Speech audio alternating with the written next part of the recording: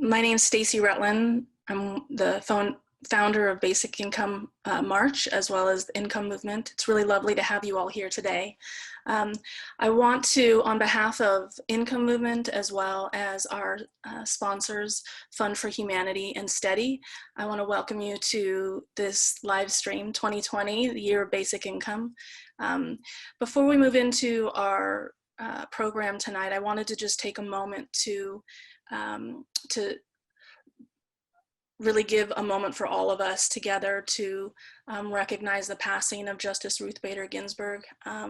Just found out about that right before this, and I'm pretty emotional about it, so I'm sorry that to bring that here, but I think that it's really an important passage of one of the most, kind of important mavericks of our judicial system, and really just sending our thoughts and warm feelings to her family right now, and to all of the amazing people that she touched personally, that she worked with, as well as to the rest of the nation, because we know that this is a heavy moment for so many of us.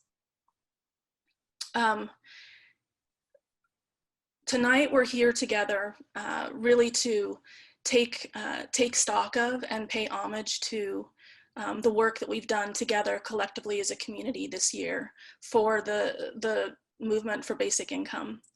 So what we have for you tonight is 25 leaders across the globe that have been fighting and working for basic income this year, and them bringing together their thoughts, their vision, as well as the most important and pressing work that they've been completing this year, and how that is really helping fuel the larger movement that we know we need to continue to grow in order for us to have a basic income in place, not only here in the United States, but in countries around the world. Now, because of COVID-19 this year, we have the Basic Income March tomorrow, the 19th. 46 cities across the globe are participating in the Basic Income March. And because this year with COVID, many of those events are not actually marches. They are street corner protests, car parades or bike parades, art installations.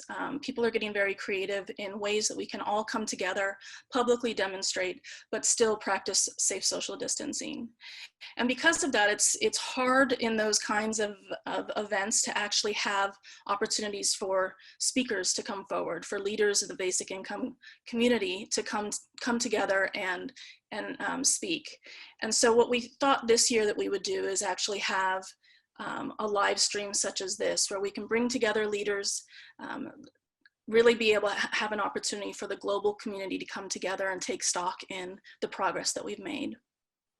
So I'm going to speak for just a minute or two about the Basic Income March, and then I want to move very quickly into the program that we have for you, because it's both exciting and powerful. So this is the second annual Basic Income March. So last year was our first march. The march was really born from Diane Pagan and James Felton Keith, two activists in the basic income community in New York City, coming together and deciding that beyond just group gatherings in cafes and community centers, that there was a real need to get out into the public and demonstrate for basic income. And together with Income Movement, as well as Fund for Humanity, we came together with Diane and James and started to think about what an event in New York City could look like. But very quickly we recognized that there was a potential for this to become a national, really a national event. And as we started to reach out to our partners and other organizations, we realized that it was actually an opportunity for a global event, because there was so much interest around the globe and across all the different organizations that have been working for and fighting for basic income for in some situations for decades. So Last year we had our first march. Over the course of 5 weeks, managed to pull together 30 cities across the globe on 5 continents to hold marches and a variety of different events. It was really exciting and wonderful. In some ways, that was the fuel for Income Movement to know that establishing our organization made sense, that there was an appetite and interest, and that the timing was really right to start thinking about the building of a movement. With that, because this year with COVID, we really anticipated that we would have a significant smaller number of cities that would be participating this year in the march. But because of so many important parts of what happened this year, and we're going to talk about a lot of this year, and both from what's happened in the kind of social economic side of things, but also the response of the basic income community to that. But because of that, we really did anticipate a smaller number, but we've been really happy to see that that we actually greatly increased our number of cities participating this year. It's 46, like I said. Really excited to have so many new cities involved and new organizers. We've really built a strong, amazing community specifically around this series of events. So I want to go ahead and move into the beginning of our program. I think our most important thing here to start out with is really understanding where we were and how far we've come. And really, in many ways, the people that we thought that could best lay that foundation are Andy Stern and Andrew Yang. So I'm going to go ahead and hand it over to them to go ahead and share some of their thoughts and ideas around how they've seen this movement grow and what we have to look forward to. So I'll go ahead and hand it over to them. 4 years ago, I released my book, Raising the Floor, which was a discussion of the future of work and the need for America to adopt a universal basic income. I think it would be fair to say that when I released the book, I was not overwhelmed with the support I received from friends in the labor movement or the policy world or the political establishment. In fact, other than a strong group of supporters for universal basic income, mostly in academia, the idea that had once been promoted by Thomas Paine and Richard Nixon and economists throughout this country had really fallen to the sideline of the policy agenda. And yet, here we are today, with universal basic income being the forefront and a major issue of consideration on the America agenda for the future. We now see that a majority of Americans support a universal basic income, including overwhelming support of African American and Latino Americans. We saw Andrew Yang run a phenomenal campaign to be President of the United States, and the idea of a universal basic income at its center. The income movement, the Economic Security Project, and now the mayors for guaranteed income, who are promoting experiments throughout the country, have given new life to an idea that could become the core of social policy in the 21st century. I'm so proud that this happened because all of us worked together. It was not just a matter of policy, but politics and organizing. And people have approached and talked and wrangled this issue with so many of those in leadership in our country that all of a sudden it is getting a fresh look. I always like to say that change, it's inevitable. It's progress that's optional.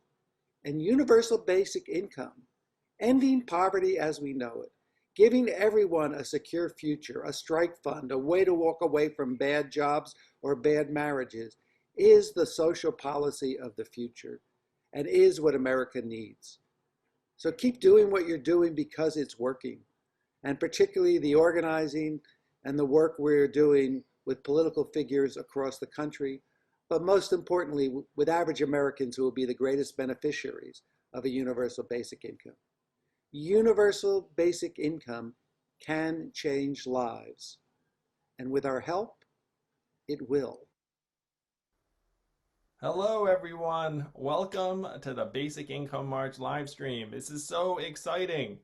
This movement has come so far since I started running for president back in 2017. Officially, publicly, it says 2018, but the fact is, I was I was working on it in 2017. And back when I was running, then universal basic income was not really on the political radar.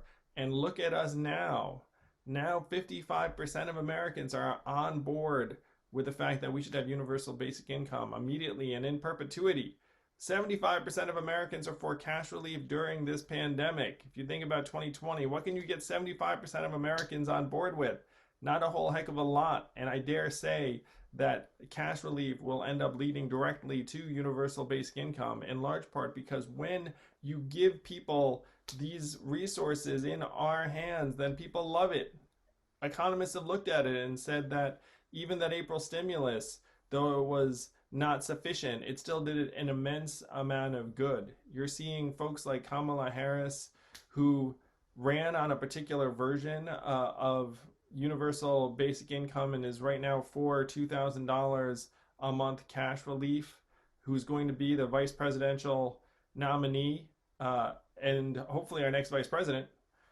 So this movement has already come so far, and now we just need to keep on pushing until universal basic income becomes the law of the land. And that's why we need your help and your support. It's activists like you who are going to get on the ground or call or reach out to folks and make sure that Congress does the right thing. Congress helps move this economy forward to a point where it's working for us. It's working for the people of this country.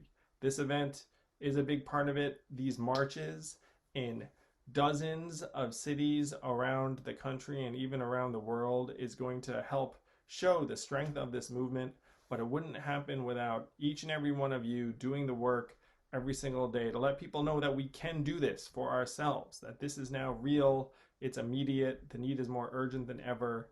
Thank you so much for being in this vanguard, and for so many of you who supported my campaign from when it was really not terribly mainstream to the point where we were in contention, and you haven't seen anything yet because this movement just continues to grow. I get messages every single day. Everyone involved with the universal basic income movement gets messages every day where people are waking up to the reality that we must do this for ourselves. So let's do it. Let's show them what we've got. Let's keep on making the case. Let's work for it, and let's give ourselves hopefully something to celebrate in the very, very near term. Thank you very, very much. Look forward to seeing you out on the streets for marches and everything else that we're going to be doing. See you all soon. Awesome. Thank you, Andy and Andrew. It's so awesome to be able to hear them talk about what the experience has been like over the last few years and where we find ourselves today.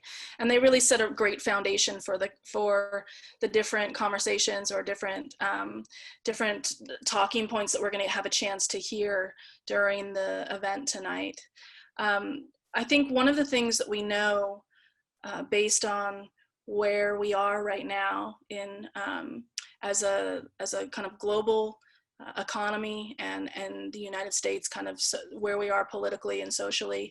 This has been a pretty difficult year, and more people are really understanding and experiencing the volatility of our economy and what it means to have extreme struggle and tumult around around their income.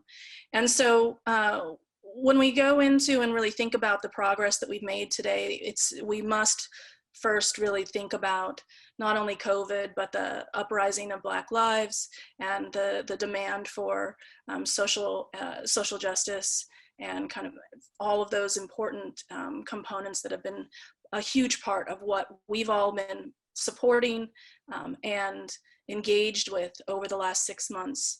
So I want to go ahead and introduce John Matthews from the Justice Collaborative, Reverend Liz Theo-Harris from the Poor People's Campaign, and Charles Booker, who's founder of Hood to the Holler and a Kentucky Senate candidate, to talk a little bit more about this intersectionality of racial and economic justice and the role that UBI has to play in really closing some really significant gaps that we're experiencing for some of our most marginalized and disenfranchised communities. Greetings.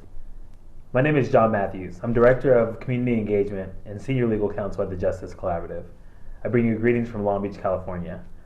Thanks so much for all of you who are participating in the Basic Income March. And thank you to all the grassroots organizers who are making sure this is a movement for basic income, not just a moment or a campaign.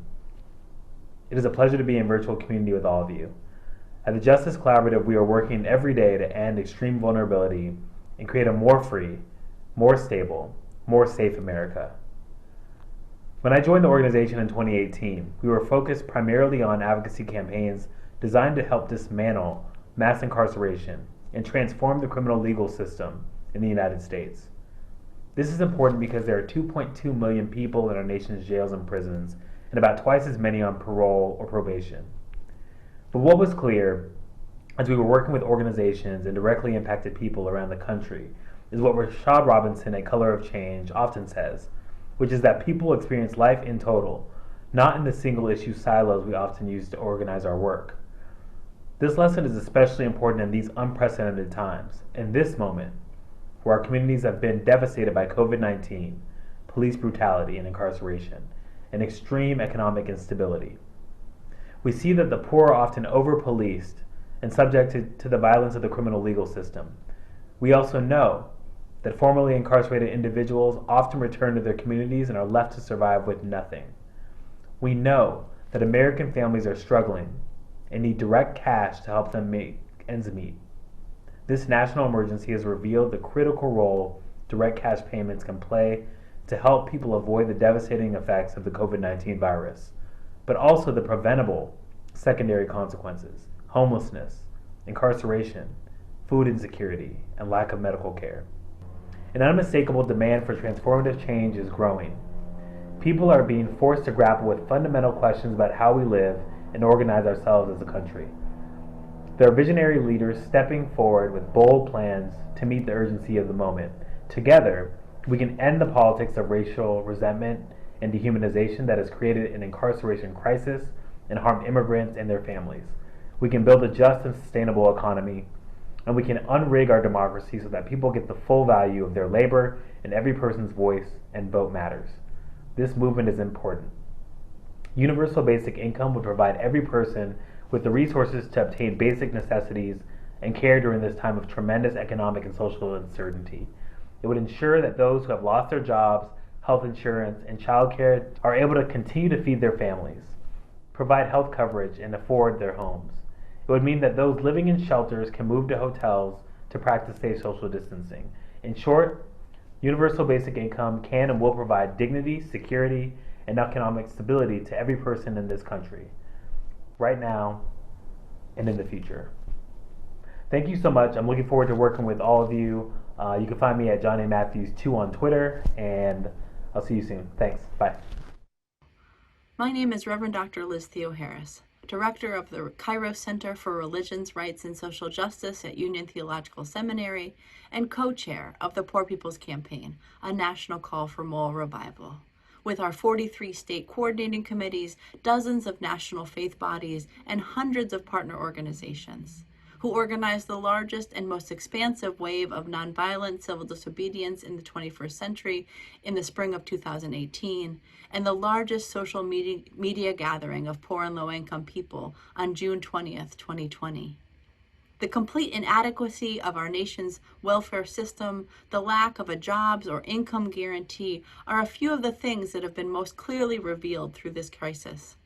The millions now being thrown into poverty are joining the 140 million poor and low-income people who were already confronting a threadbare social safety net that has been systematically undermined for decades, undergirded by a theological discourse about personal responsibility, work reconciliation, and the alleged depravity of poor people. The Poor People's Campaign, a national call for moral revival, includes in its leadership welfare rights leaders from the 1968 Poor People's Campaign, low-wage workers, family farmers, families without health care. And we all demand the immediate establishment of a permanent, guaranteed, adequate income for all as part of a broader moral agenda that is the only long-term solution for this crisis. We have a saying in our work that is when we lift from the bottom, that everybody rises. In this moment of a crisis in this country, we indeed have to lift everybody out. We need a guaranteed adequate income because somebody's been hurting our people for far too long, and we won't be silent anymore. Over 57 years ago, Dr. King told the world that he had a dream. And in that dream, it included a fight for guaranteed annual income. Because he knew then what we know now, that in order to end poverty, to secure civil rights and justice, and to uproot racism, we have to invest in people. We have to prioritize people. The fight for equity, the fight that he led then, we're still leading it now.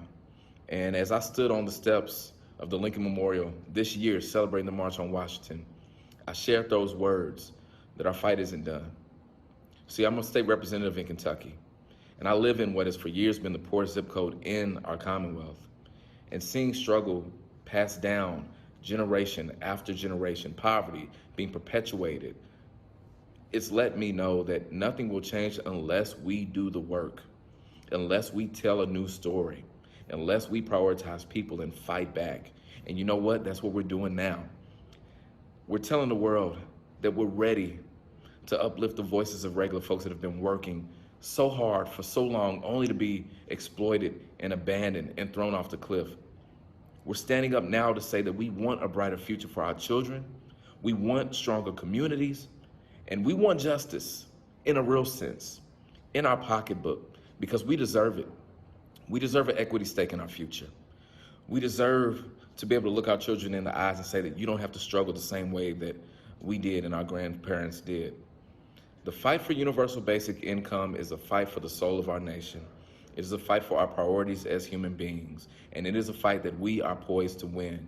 I'm so proud of Basic Income March. I'm so proud to be a part of this movement because I know that together we're unstoppable, that we can and we will end poverty, that we will be able to uplift communities all over the country that have been weighed down by the fact that their options were few, their resources were scarce, and hopelessness seemed to define their days.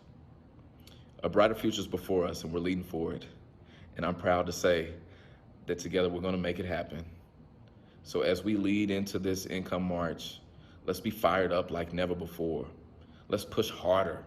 Let's demand accountability. And yes, let's win a universal basic income. Awesome. Thank you so much, John and Reverend Liz and Charles. Just such inspiring words, and I got goosebumps through parts of that for sure. I think one of the things that's really important that has happened this year is in many ways the coalition building across different organizations, across different social justice, racial justice organizations that are fighting for so many important things that that really we recognize even more today with COVID is of critical importance. And so it's been just really wonderful to work with these organizations and to be able to know that they're doing the work beside us to make sure that guaranteed income and this idea that everybody should start with some kind of income floor is continuing to be part of the conversation across all of these different movements. I also just wanted to call out that Charles was a Senate candidate in Kentucky, and he ran an amazing race. He got over 230,000 votes, and he leaned hard into UBI. It was not a deterrent. It really was from him getting votes. And so I think in many ways his campaign was a great nod to our political establishment that UBI is an issue that we can win elections on and get significant votes for. So definitely legitimizing and mainstreaming the UBI concept and idea, which has just been awesome. I think that as we move into really thinking a little bit further about this intersectionality of social and economic justice, it's an important moment to start to talk about Mayors for a Guaranteed Income. This has been an amazing organization that has really just been founded in the last several months. We want to make sure that that we give them some time, some effort, some accolades, but in as well, as important is to be able to hear from them what their vision is, why they formed, and why it is that so many of these important leaders across our nation are fighting for a guaranteed income. So we're going to go ahead and start this off with a really great, powerful video from Economic Security Project, which is one of the co-founders of Mayors for a Guaranteed Income, and then move right into hearing from Mayor Tubbs and several other mayors that are part of Mayors for a Guaranteed Income, so we can just understand a little bit more about how we can support the work that they're doing and just continue to widen that net as we grow the movement.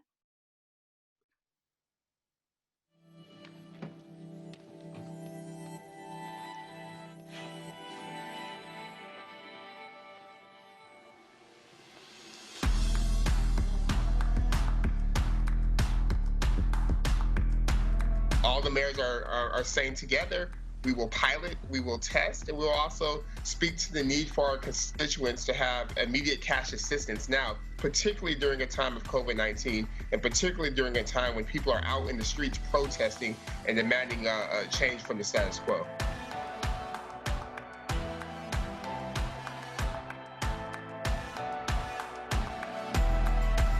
Now, one of the answers, it seems to me, is a guaranteed annual income, a guaranteed minimum income for all people and for all families of our country.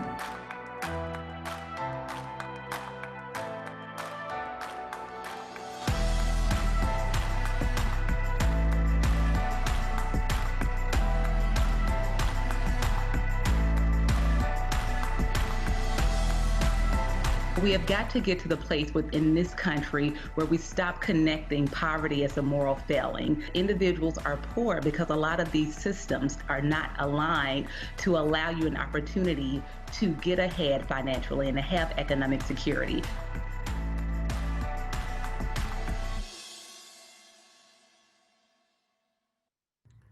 Hello, my name is Michael Tubbs. I am the founder of the Mayors for Guaranteed Income and also the architect behind the first mayor-led pilot in the United States.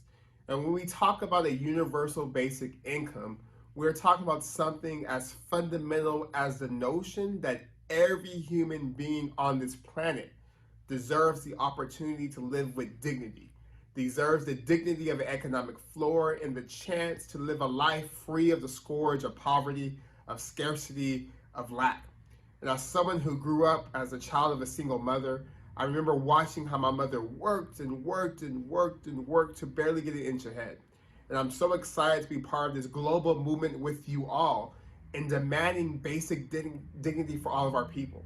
The ability to breathe, to feel less anxious, and to provide for the basic necessities we know are necessary to be human.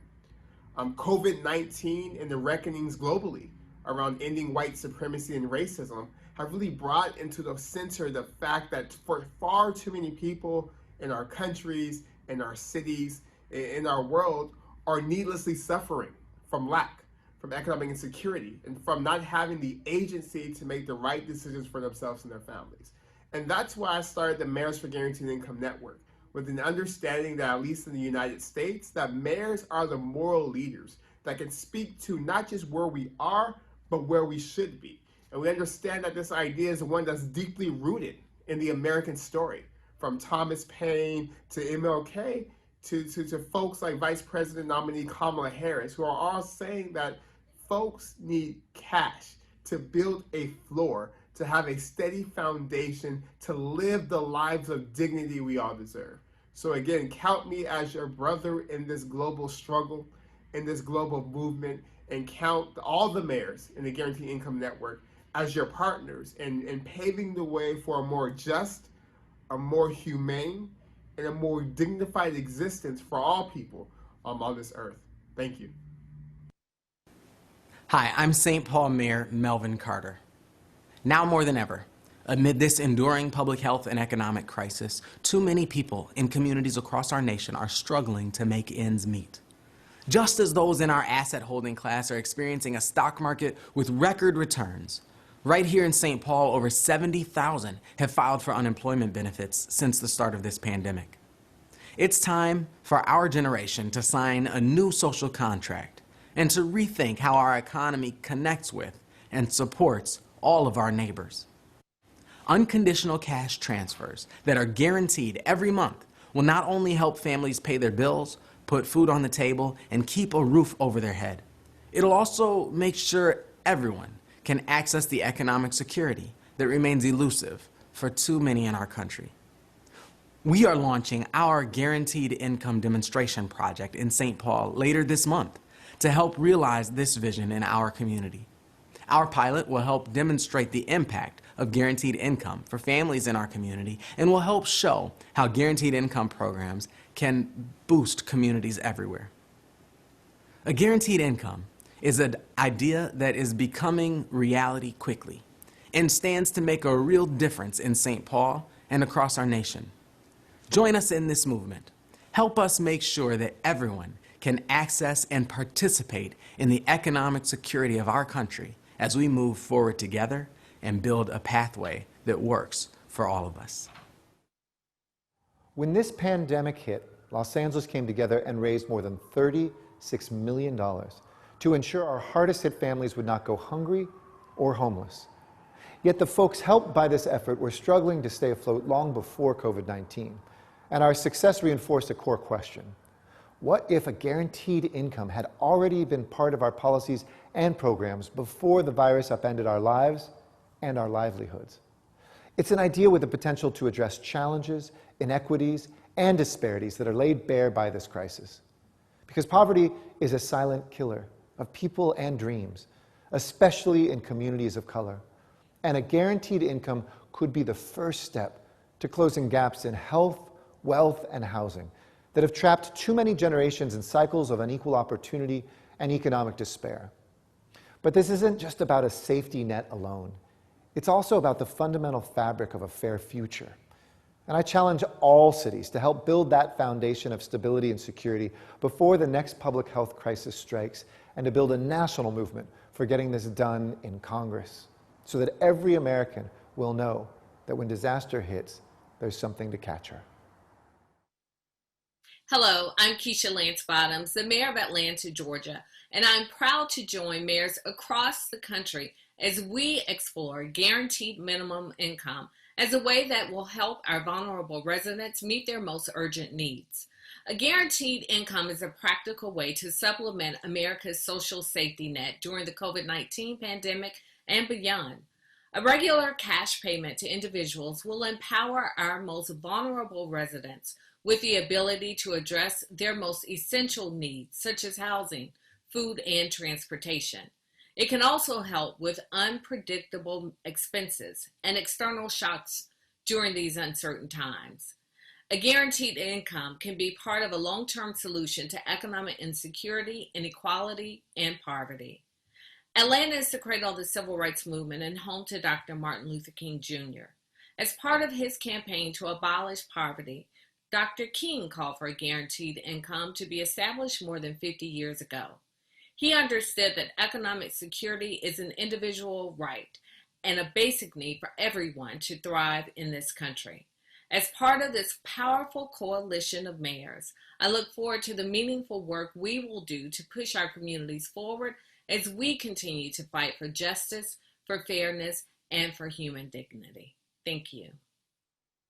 Hi, I'm Oakland Mayor Libby Schaaf, a proud founding member of Mayors for Guaranteed Income. Oaklanders are struggling more than I've ever seen because of the double pandemics of COVID-19 and demands for racial justice. In Oakland, guaranteed income is not only a way of effectively and efficiently meeting the immediate needs of our people, but doing it in a way that respects each person. Each family has a unique set of circumstances, their own story, and their own path to financial security. Guaranteed income, its time has come. Hi, I'm Bill Peduto, Mayor of the City of Pittsburgh. 2020 has been a challenging year for all of us. By providing a guaranteed basic income and starting it in cities, We have this opportunity to show what Dr. King talked about so many years ago. So many of the problems that we face are simply the symptoms of poverty. And if we're going to attack poverty, we should be attacking it at its root. As we look to make a better society, as we look at police reform, and we see the struggles that our residents are facing because of this pandemic, there has never been a greater opportunity to show that Dr. King was right. Global basic income does more than just provide money to people that desperately need it. It provides hope and opportunity. The pandemic has exacted a heavy financial toll on many Pattersonians. In fact, I hear from families almost every day who are struggling to purchase groceries, pay their rent, and even get access to the internet. So the Mayors for Guaranteed Income has come at the right time for Patterson. It's time to lift up our community, and this is the infusion that we need now in Patterson. Hi, this is Providence Mayor Jorge Elorza. The world around us is changing fast, and we need new solutions to meet new challenges. The truth is that companies of today are not producing as many jobs as companies of the past. And many of the jobs that used to provide a ticket to the middle class have been shipped overseas or are now performed by robots. America is built on the idea that if you work hard and play by the rules, that you can expect to move ahead. But this is less so today than at any other time in recent history. We've become a more divided and stratified society, and the opportunities to move up the economic ladder are becoming more scarce. I believe it is un-American for someone to have to work 2 jobs and still fall behind in our country. That's why I have joined Mayors for a Guaranteed Income. We've seen from pilots in other cities that the programs work and that they offer a leg up to those who need it the most. We're living in a moment right now that is challenging us to think in new and open ways about the future of work and about how people access the middle class. I believe that guaranteed income should be part of the solution, and I look forward to moving this work ahead. Thank you. Hi everyone, this is Mayor Sean Patterson Howard of Mount Vernon, New York, and we are excited to be part of the Mayors for Guaranteed Income initiative. COVID-19 has exposed what many of us have known for years, and that this country, so many of our families live under economic insecurity. And so what are we looking to do? We are trying to provide economic relief and stability to families who are going from paycheck to paycheck, trying to figure out, am I able to pay my rent, my utilities, am I able to buy food for my family, and have just a little bit left over to maybe enjoy a movie or go out to dinner. And so cash grants is what makes me excited about this program, because this money will go directly to those who need it most, and it will help stabilize their households. And so please join us as we advocate, as we create policies, and as we raise money to increase pilot programs across the country. We're looking to make a difference. Thank you. We're really proud in Long Beach to have a universal basic income pilot that has been already approved by our city council. And so we're beginning that work of course, all of our Mayors for a Guaranteed Income partners. We're talking to folks here in the community, and we're excited next year to put together this really great pilot. Now, just recently, we put something together during this COVID pandemic to help families and gave them $1,000 a month for 3 months. For almost 1,900 families across the city. And so we are collecting that information. We think that's going to be a successful program. And that program will really serve as a guide for us as we put together our UBI pilot program for next year.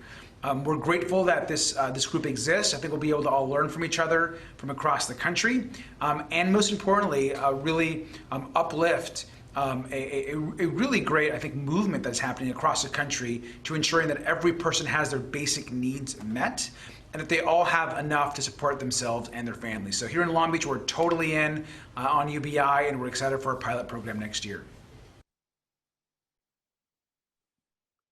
Awesome. That was super, super awesome to see all those different mayors who have joined with the Mayors for a Guaranteed Income group and are really putting into words so many things that we all in the community have been thinking and saying and advocating for, but to hear it coming from people who are leading cities large and small is really inspiring. And it's been great to read all of the chat as people have been hearing and listening to these inspiring leaders. Absolutely, really, really exciting to see the establishment of Mayors for Guaranteed Income. And we anticipate more and more mayors joining that network over time. You know, I think it's very clear that right now,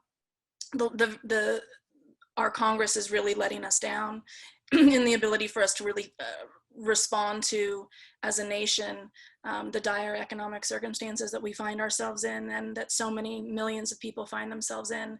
And when you see that there are still people, even though Congress may not be doing their part, when you see leaders of large cities like Los Angeles, Oakland, Atlanta, that are willing to put their political capital behind something as important as guaranteed income, it's really very inspiring. And for us in the grassroots community, I think it's an opportunity for us to be able to not feel like we're in this alone, and to know that there's these kind of oases of cities across the nation where we can find support and find community around this issue.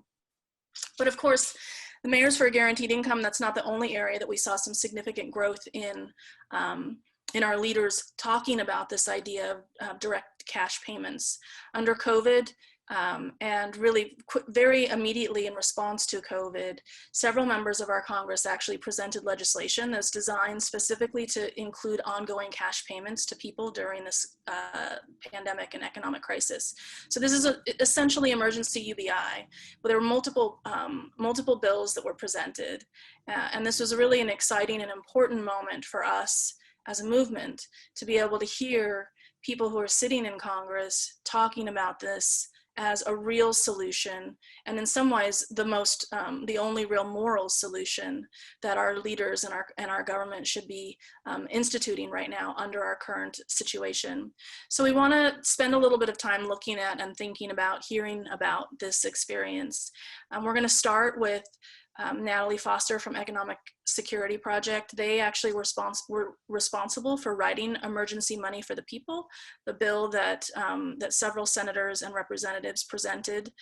It was really critical. You know, as soon as COVID was hitting, Economic Security Project started writing the legislation so that our Congress members really could very quickly respond and make sure that ongoing cash payments was at the table as negotiations for CARES happened. So really amazing work from Economic Security Project. In many ways, the work that they've been doing for years, they were poised and ready to be able to meet this moment.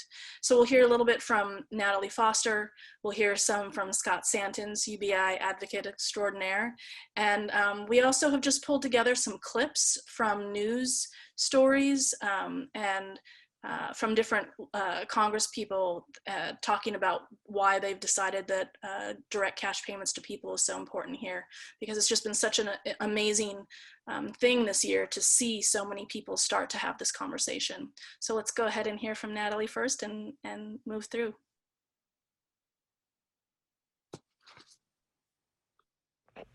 Hi, everyone. This is Natalie Foster, co-chair and co-founder of the Economic Security Project. And we launched the Economic Security Project 4 years ago to figure out how we'd create a guaranteed income in the United States.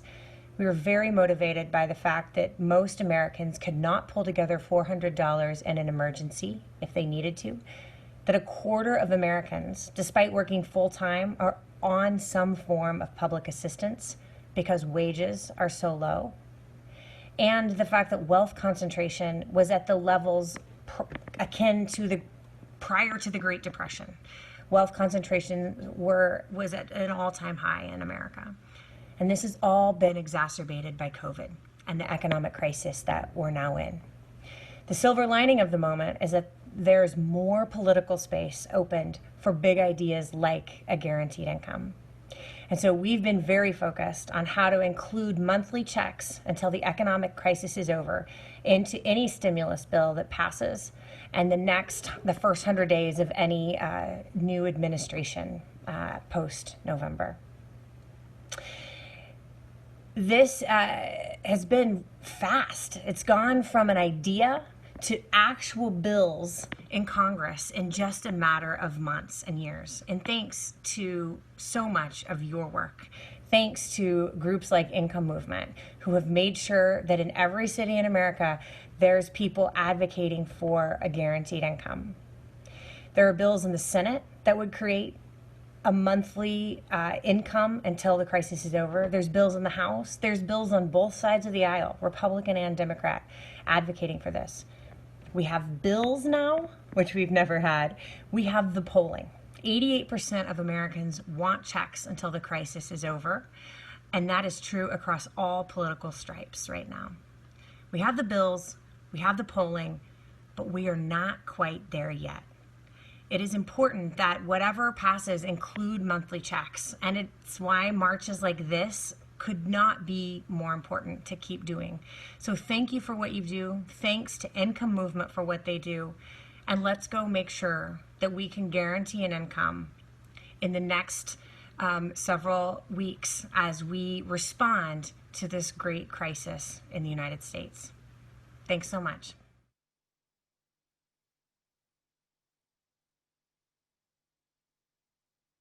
So what I'm proposing, along with Senator Ed Markey of Massachusetts and Senator Bernie Sanders of Vermont, is that during the course of the COVID crisis, where now we have over 40 million people who lost their jobs within the last 100 days, that they will receive $2,000 per individual, $4,000 as a couple, $2,000 per child a month through the term of the pandemic plus 3 months thereafter. And the point behind it that maybe some would think of as even a moral point, as is just about humanitarian concerns and priorities. 40 million people plus lost their jobs within the last 100 days. Most did not have savings. See that statistic about can't afford a $400 unexpected expense. And this is through no fault of their own. And what we want, what is just the right thing to do, is that one, the government should be here for the people in a moment of crisis. People should be able to count on their government to see them and create a safety net for them so that these families don't fall into poverty or further into poverty during the course of this pandemic, so that they can get back on their feet when it is over. And that's what this is about. And we all benefit from that, not only as a society that is one for all, but a society that relies on each other's well-being for our own well-being. And the way we drafted the Automatic Boost to Communities Act is they can't touch that money, has to be to people through a debit card, $2,000 a month during the pandemic. And what we do too is we think bigger and know that even after this pandemic, the impact, the irreparable harm that can happen if we don't take care of people can continue for months and a year after. So a year after the pandemic, we continue to recharge those debit cards for $1,000 a month. I'm here with Representative Tim Ryan, my good friend Tim Ryan from Youngstown, Ohio, and we're here to discuss our Emergency Money for the People Act. You know, when this crisis hit, Tim and I said, there's an obvious solution. We've got to put money in the pockets of people who have lost income. And we have a bill that says you're going to get up to $2,000, not just one time, but for 6 months. It's common sense. People need this money to make their rent, to make their mortgage, to make sure that they can get the food and nutrition for their kids, to make sure that they can make ends meet. And the economists say this is the best way to actually stimulate the economy, create jobs, because people are spending that money. It's not parked in some investment account overseas. So it makes economic sense. It's going to actually help people. It's simple, and we're pushing to make sure this is going to be part of the next stimulus. Happy Basic Income Week, everyone. 80% of the country now supports a second stimulus payment, and so that's extremely popular, and hopefully we can get a second one as well. So that's also just a huge step forward to see members of Congress signing on and pushing for this, to the point that even Nancy Pelosi herself came out for guaranteed income months back during this. That was, I think, also related to our own push through the income movement for that support from her. And I think that was a big win to see that we've got actually big names like her in Congress with all the power who are recognizing that there is an interest for this idea and that she can actually express support for it, talk about it in a way that I don't think she felt that she could before. I also think it's notable that we're also getting some voices coming out against basic income, and I think that that says that we're doing something right when someone like Steve Forbes comes out and makes a point of saying how basic income was going to destroy America. Like, they're really trying hard now to get people to go against it because they're worried that this is actually can happen, whereas before I don't think they took it seriously. So we're starting to see people take it seriously. So thank you all for being a part of this movement, and let's win this. Awesome. Yay. Thank you, Scott. That's such a, I love when Scott talks about this idea that as soon as you start to get naysayers, or when you get people who are important kind of figures in our culture, feeling like it's important for them to step forward and take a stance on UBI, whether it's good or bad, that is a sign of how significant we've grown this year, and how pervasive the idea of basic income has become across all of the different strata of our society, whether it's political, economic, pop culture, the whole gamut. And of course, we see amazing progress here in the United States. We've highlighted many of those different components, but we also know that there's been incredibly important strides made in the international community. So we want to go ahead and hand it over to Guy Standing, Brulain, and Floyd Marinescu to talk a little bit about what's happening in their countries, and kind of the vision for how and why we need to continue to fight for basic income. The pandemic slump has turned basic income from being a moral and ethical imperative to being an economic imperative as well. We will only recover from this time of pandemics by moving towards a new income distribution system in which basic income is an anchor. It's not a panacea, but it will weaken the threat posed by the 8 giants of inequality, insecurity, debt, stress, precarity, the threat of automation, and above all, the threat of extinction, not only to the nature around us, but to ourselves as a civilization. And it will start reversing the trend to neo-fascist populism out there, exemplified by Trump and the terrifying things taking place in the United States. We need a basic income because it will strengthen the resilience of society, which depends on the resilience of the weakest members of society. Basic income today is not a question of choice, it's a necessity. And that is the responsibility of all of us, to put pressure on the state to move in that direction. Thank you very much. Hi there, this is Brulain. I'm the secretary of the Spanish Basic Income Network, the organization who has been promoting the basic income over the last 15 years in Spain. Some of you might know that a recent basic income pilot experiment has been tested in the city of Barcelona over the last 24 months. Between 2017 and 2019, 1,000 poor inhabitants of the city of Barcelona has been participating in this pilot along different cash modalities, from more conditioned cash transfer to an absolute unconditioned cash transfer. Although the final results report has not been realized, the partial results told us that the experiment was quite successful regarding, for instance, school attendance, healthcare improvements, or economic stress reduction. On the other hand, the Spanish government has recently passed a law called Ingreso Mínimo Vital. The Ingreso Mínimo Vital is not basic income at all. This is a classical or traditional means-tested benefit. It has proven itself as an absolutely failure regarding the recipients and generating a lot of problematics associated with man's tested benefits. For instance, bureaucratic and administrative burdens, poor traps, stigmatization, and so on and so forth. So a lot of people, a lot of social organizations, and even practitioners who were supporting means-tested benefit are realizing that these kind of benefits are not working anymore, and that they are joining us in supporting a basic income idea. We are quite optimistic in this new movement here, and we are glad, and we want to celebrate the Basic Income March in September 19th.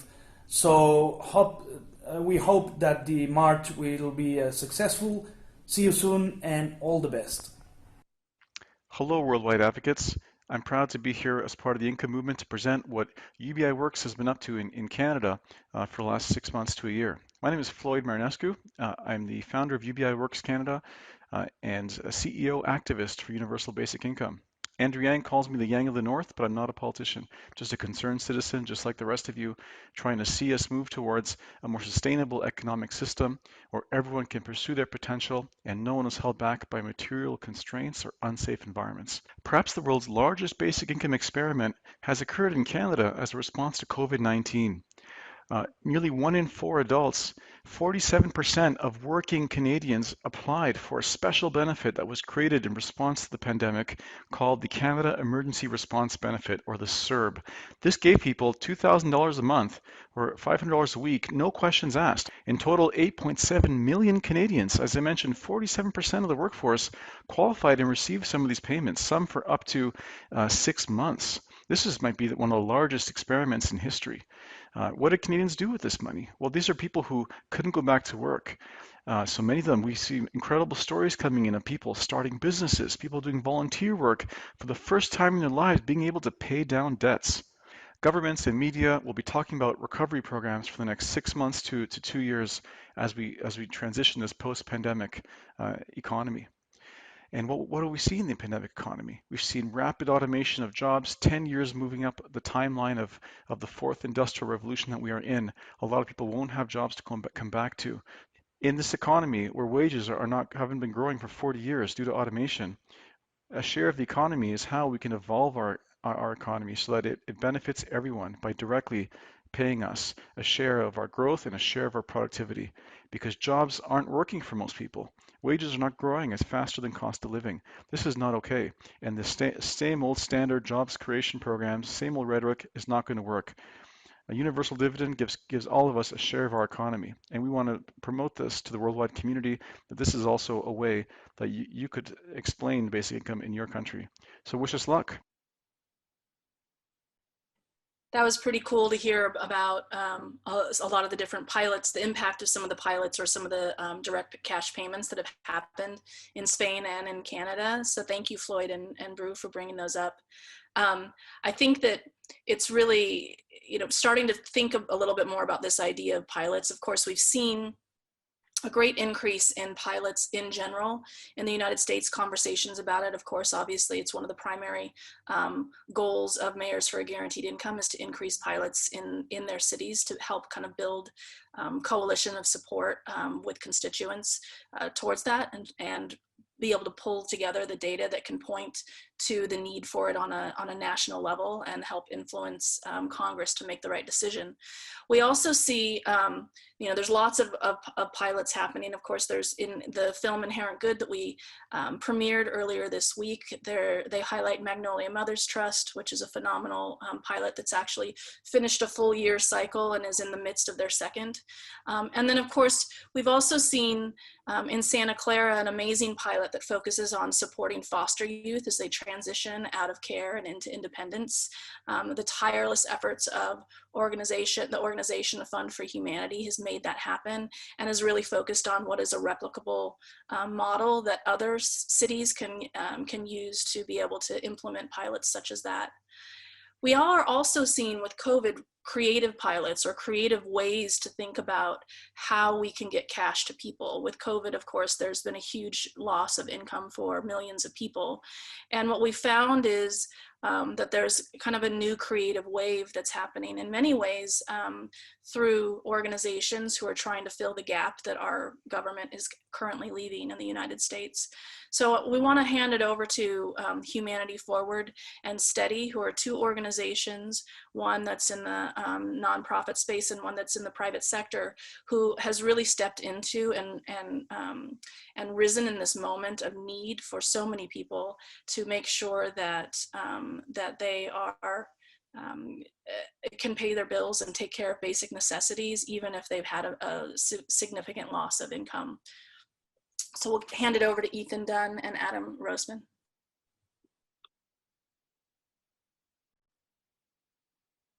Good evening. My name is Ethan Dunn, and I am the program director at Andrew Yang's nonprofit organization, Humanity Forward. The need for a basic income for all has never been more urgent or more obvious. And yet, for the past 6 months, our government has proven its inability or its unwillingness to protect and to invest in us, the people. Communities, organizations, and everyday Americans across the country have stepped up to fill the void in leadership. Humanity Forward launched just 2 weeks before the COVID-19 pandemic shut down New York City. In response to the unprecedented crisis, Andrew Yang and Humanity Forward delivered $1 million in direct cash relief to 1,000 working class families and individuals in the Bronx who had been impacted by the shutdown. Since then, Humanity Forward has delivered nearly $7 million to almost 20,000 struggling Americans all across the country through its pandemic relief programs. And our work continues. Most recently, Humanity Forward partnered with the 1K Project, an initiative founded by ordinary Americans and run by volunteers, both of whom witnessed their communities collapse in light of the pandemic and resolved to do something. 1K provides $1,000 a month for 3 months to families most impacted by the pandemic, and Humanity Forward has committed to matching up to $1 million in contributions to families helped by 1K. To learn more about Humanity Forward's pandemic relief programs, please visit www.movehumanityforward.com. As we know, the need for a basic income will not subside with the reopening of the economy or the development of a vaccine. That's why Humanity Forward, along with many of the wonderful partner organizations responsible for making this evening happen, continues the work to fund, design, and implement basic income trials throughout the United States. UBI trials like the Hudson Up UBI pilot in Hudson, New York, provide the evidence our pro-UBI lawmakers need to draft and put forth meaningful basic income legislation that has a shot at being passed. Combined with the political power of Humanity Forward's and income movement's endorsements, and the grassroots energy of you all listening at home, the research these programs yield have the potential to truly move the ball forward in making UBI a reality in America. Thank you all for your tremendous activism and the tireless work you do to strengthen this movement. Let's make UBI happen together. Thank you. Hi, everyone. My name is Adam Roseman, and I'm extremely fortunate to lead a company called Steady. We're a young company, but we're so happy to have now helped over 2 million American workers in only a couple short years. Our business is focused on building a platform that helps America's workforce to increase their earnings. This is a big job, a big mission, and it takes a lot of time, but we feel so happy to have the chance to work on such an important cause. From the bottom of my heart, I want to thank everybody for being here today to support the urgent need for a basic income for America's workforce. Since the beginning of the COVID-19 pandemic, along with our partners at the Workers Lab, we will have given away over $3 million in emergency cash grants to Steady members by the end of October. And those are to Steady members whose income we saw evaporate due to COVID-19. We're continuing to raise more and more funds to help more and more of our members who have suffered traumatically during this time. We are also now extremely fortunate to be working with 2 congressional candidates, Donna Imam in Texas Congressional District 31 and David Kim in California Congressional District 34, helping to run basic income pilots in their Austin and Los Angeles district areas. We were so incredibly excited to learn about the UBI platforms that they were running on for Congress, and we helped significantly that they are elected to office this November. We're taking all of the data from these basic income pilots with Donna and David, in addition to all of the data from our sizable cash grant programs, and building studies that help to show the positive impact that this extra cash had on the grant recipients, helping them to get on their feet and live lives that are more fruitful and more productive to our entire society. We plan on taking this data and, along with our partners, ensuring that it gets into the right hands to further this collective cause. I want to thank the Basic Income March so much for organizing this amazing event, even during these extremely difficult times. I want to thank all of you for joining us. Thank you for your support for such an amazing, critical cause at a critical moment in our nation's history. We will continue to stand together with you to help ensure that we build a society where a basic income is ensured for all Americans and where the American dream is real. I love the creativity that Steady is using when they're thinking about this idea of building pilots, specifically in districts where there's UBI candidates running, and thinking, in very strategic ways about how to build excitement, interest, and just kind of understanding within a community around what basic income is, what it looks like, and what the impact can be, and then immediately giving them an opportunity to vote for a candidate who's going to fight for that when they go to the polls in November. I think it's really an amazing model that that we're excited about potentially expanding and really thinking in more kind of bigger ways when it comes to the 2022 election. So really excited about that. Love hearing about these really cool kind of creative ways that we're thinking about how to work across lots of different sectors to bring people together and to ultimately kind of widen and grow the movement. So we've heard a lot from from a lot of different sectors, from social justice, Mayors for a Guaranteed Income, international, pilots in the private sector. We haven't heard from candidates. So we want to go ahead and give a few minutes to a few of the candidates who are strong, deep UBI candidates running for Congress, and people that are going to be able to be voted for in the November elections. So we'll hand it over to some candidates to speak for a few minutes. Hi, my name is David Kim. I'm running to represent California's 34th district in Congress, and $1,000 a month universal basic income is a foundational component of my core platform. I've been drawn to UBI as a policy because I've seen how our current system, built upon means-tested relief, fails to serve our communities. It's too easy for any of us to have the floor ripped out from under our feet and to keep on falling. UBI, though, would provide a permanent solution to economic anxiety that would allow us to cover an emergency, save for the future, or for many, simply work one job instead of 2 to 3. For most families that I've met a lot, where the dad works by day and the mom works by night, and their finances are stretched so thin that the children never get to spend time with both parents at once. I myself have had to work 2 to 3 jobs at a time, putting in legal work by day and driving for Uber and Lyft by night. And you can't tell me that this is a healthy way for our country to grow. A basic income would accomplish so much. We could reduce costs on both ends, saving money on the burdensome administrative costs that come from the most inefficient means-tested relief programs. And we could save productive time for all of us who need government support and those who need it the most, and have to waste dozens of hours a week proving they deserve it. We can finally give ourselves, each other, the time to pursue the better life that we've all dreamed of. Our lives were not meant to spend every waking hour at work, scrounging for spare time for even getting that slightest extra wage.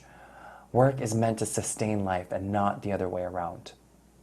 Our future is unknown, and there's a strong chance automation drives us all out of our jobs. And whether that is 2 or 10 or 20 years down the road, we need to be ready when the layoffs start occurring, because they've already happened, and because it could happen to any of us continually.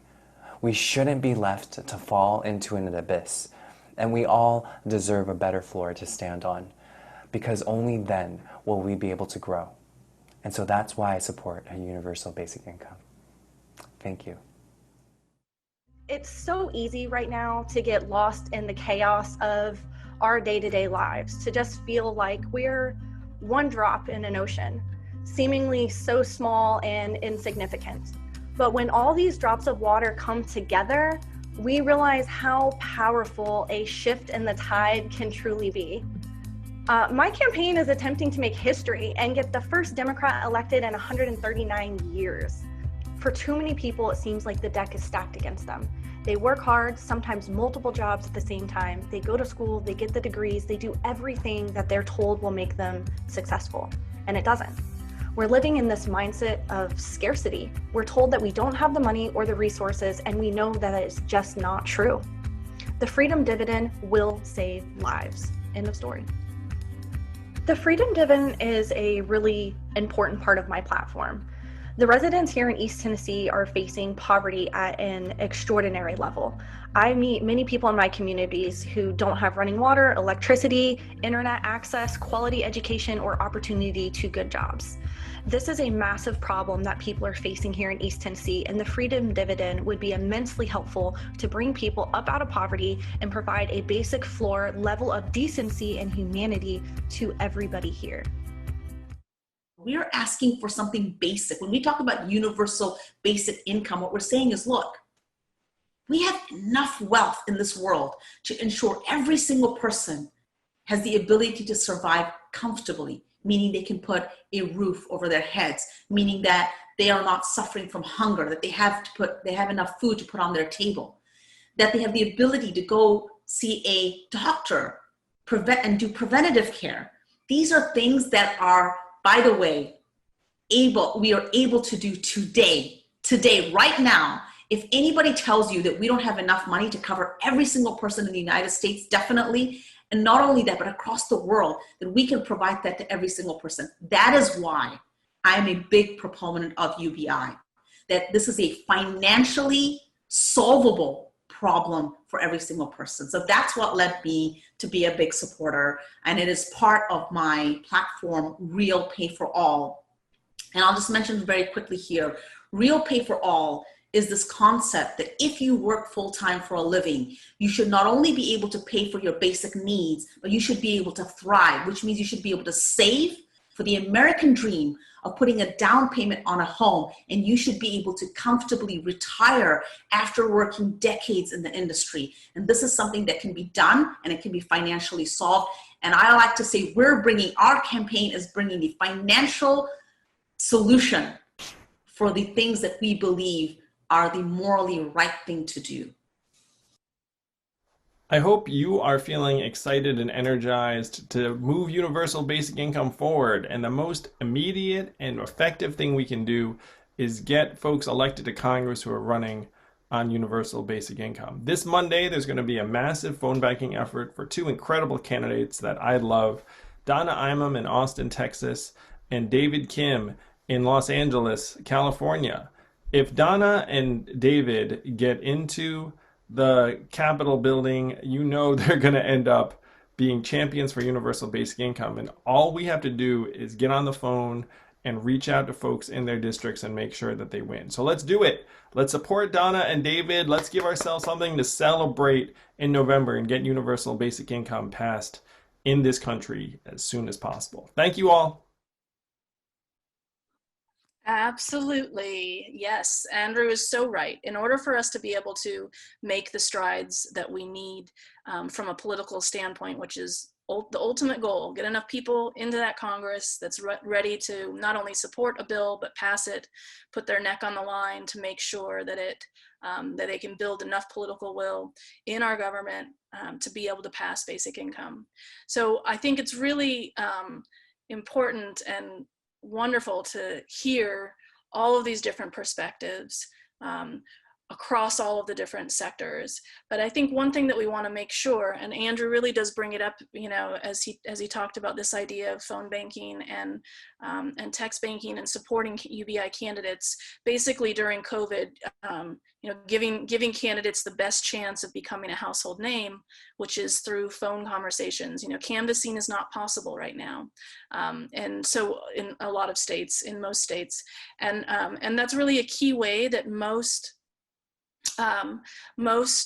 grassroots candidates can win an election. And so right now their hands in many ways are tied, but we do have these amazing tools that with volunteers like you guys can really actually help kind of penetrate what's happening right now with everybody being in their homes, and give an opportunity for people to learn more about candidates like David Kim and Donna Emom and Blair Walsingham. So, but what's the heart of that is really you guys, the grassroots community. You know, we've talked about, when we think at Income Movement, when we talk about this idea of building a movement, we think about it in three pillars. One is thought leadership and really pushing hard. And we've heard from an amazing amount of people who are really working in the thought leadership space for advocating for basic income. We also think about the political impact side of things. We've heard a lot about that, from legislation to sitting Congress people to new candidates. But the third piece, and it's really in some ways the most critical kind of leg of the stool, is the grassroots side.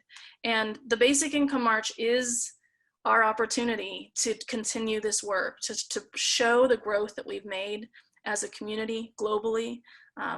It's also an opportunity for us to be able to tell our fellow community members, our local media, national media, and our local and state and national leaders that right now this is critical and that we're not going away.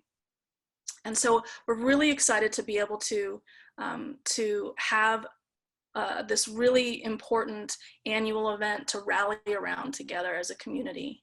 I do want to just highlight some of the most important strides that we've made as a grassroots community. In 2020, we've sent over 135,000 letters to Congress demanding that they include ongoing cash payments to people. So as Economic Security Project was doing that work, and some of the other organizations were trying to apply pressure to Congress from the backside, we were flooding Congress members with letters telling them that they need to include ongoing cash payments as part of the response to COVID. That's an amazing feat, and that's thousands and thousands of people coming together. 1.6 million people signed a petition on change.org demanding that $2,000 a month be included in the stimulus package that as Congress was building the CARES Act. Huge numbers of people are understanding what the importance of cash payments are. And we've had over 80 in-person events this year together that have been opportunities to both celebrate our movement, but also to apply pressure to Congress. We've had car parades throughout the summer. And now tomorrow we're going to come together and we're going to be very kind of loud and public with our communities that basic income is an absolute requirement of what we need to be having happen right now. But you know, in the near term, emergency UBI is critical. We have in many ways kind of the political will to start to look at that. We have an election coming up where we might actually be able to emphasize the importance of a new set of leaders to think about real ways and innovative ways to solve our problems.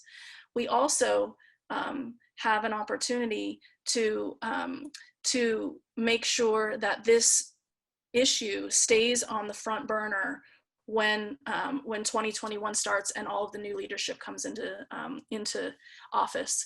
So we have a lot ahead of us, but we also have accomplished so much together, and it's just been amazing to be part of such a thriving and energized and hopeful group of people. as we do this work together. So Income Movement is excited to be able to continue the work. We want to make sure that that you all come out tomorrow in your communities.